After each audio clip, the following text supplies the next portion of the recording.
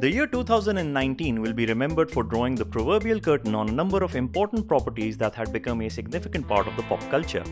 The original Avengers, the new Star Wars trilogy, The Big Bang Theory, Game of Thrones, Fox's X-Men universe, the Marvel series on Netflix, our interest in the cinematic future of Batman. Yes, we are looking at you, Battinson. 2019 is also the year that gave us the best intercompany crossover event and the best team-up in mainstream media since the Avengers Infinity War. No, we're not talking about the Avengers Endgame. That was less so a crossover and more so a swan song for the original cast members. We are talking about the Batman vs Teenage Mutant Ninja Turtles.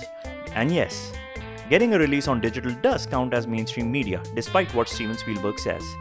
While intercompany crossover is still being discussed in cinema, in the world of direct-to-video animations, crossover between different creative properties is the goldmine that allows to combine and target different fan bases with a single movie. Based on the intercompany crossover comic book miniseries, this movie showcases the unlikely alliance between the Batman and the Teenage Mutant Ninja Turtles as they take on Shredder and Ra's al Ghul to foil their plan to destroy Gotham. Yes, it is Ra's. And yes, the movie is all forms of awesome and a bundle of joy, especially if you grew up with the TMNT cartoon of the 80s and Bruce Timm's Batman the Animated Series of the 90s. Want to know why we are raving about it? Well, here is a list of 6 reasons why Batman vs Teenage Mutant Ninja Turtles is the best intercompany crossover event in a film ever.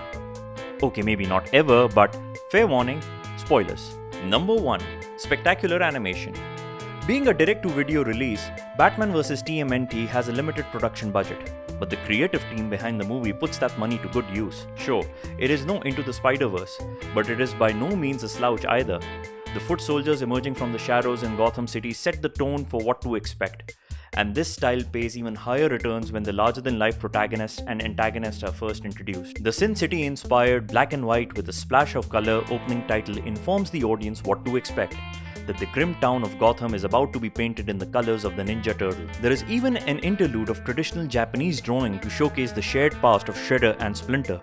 The character design has enough form and fluidity to suit the action set pieces as well as the comedic interplay. Batman's and Turtles' common MO of operating from the shadows becomes a visual treat with an Art Deco execution, and the sprinkling of the colors from Ninja Turtles?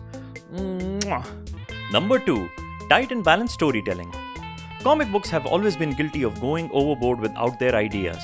This is doubly true for comic book crossovers, which is one of the reasons why adapting them to other mediums has always been a challenge. Animation can be a more forgiving medium than film, but direct-to-video animations have to tread the line between seriousness and silliness very carefully.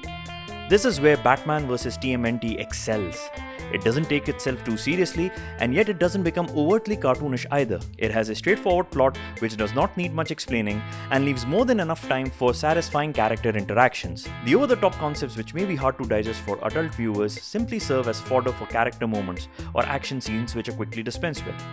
All in all, it does a fantastic job of honoring the source material of the comics without becoming too silly.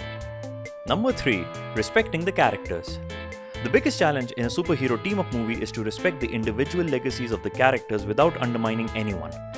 This is extremely difficult to balance, and it has baffled even the most accomplished of self-proclaimed auteurs. This animation, however, does accomplish it with flying colors.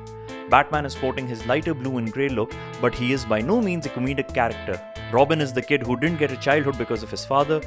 Batgirl and Donatello are the brainy nerds of their crime-fighting families. Leonardo is the leader who's constantly doubting himself. Raphael is the brooding, distrusting loner. And Michelangelo is the party dude. Too much? Number 4. Elaborate action. Batman vs TMNT has some of the most amazing hand-to-hand combat to be ever showcased in an animation. In the absence of invisible metahumans and flying aliens, mutants are about as supernatural as it gets.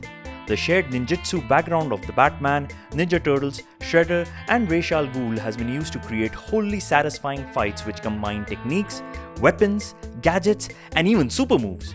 Batman takes on Shredder twice in one-on-one fights, and both of them are worthy of Hall of Fame status. Batman also fights the entire team of the Ninja Turtles, once as himself and then as Man-Bat, in which Michelangelo pulls an Arya Stark on him. Or was it Arya who copied Michelangelo? Donatello and Leonardo take on Ra's al Ghul, who single-handedly takes them to school. The Turtles also get to take on the mutated rogues of the Batman. The locations of the set pieces, such as laboratories, rooftops, and docks, have been used to great effect to amp up the action. There are also moments of extreme violence that establish the rogues as legit threats. Number 5. Great humor. What good is a crossover if it doesn't come with a great sense of humor? This movie has it in spades. Alfred steals the show in every scene, especially when dealing with Michelangelo. Michelangelo geeking out over the Penguin, the Batmobile, the Batman, the Batcave, and the Batman is bound to leave you in stitches. The Batgirl cringes every time someone says ooze. Robin beats up on a Raphael too reluctant to fight a kid. There is even subversion of the famous disappearing act in front of James Gordon by Michelangelo. Simply put, the movie does not miss on any comedic opportunity and lands the punchline perfectly every time. Number 6. Fan service done right. There's fan service for the sake of fan service, and then there's fan service done right. This movie does the latter. The dysfunction in the group setting, shared values, worst fears, and individual talents are all on display for all the characters. So when the two families finally do come together, it feels earned. You know that you are seeing an iconic moment when the Bat family and the Turtles jump over the rooftops of Gotham together. Watching the Batmobile and Turtle Van drive side by side is bound to make the giddy kid inside of you jump with joy. Even Batman loosens up just enough at the end to enjoy a slice of pizza with the Turtles. And then there is the end credits, which showcase the cover pages of all the comic books to ever feature a crossover between TMNT and the Bat family. And how about that for a post-credit scene? So, have you seen Batman vs TMNT yet? Let us know your thoughts in the comment section below. Don't forget to like, share and subscribe.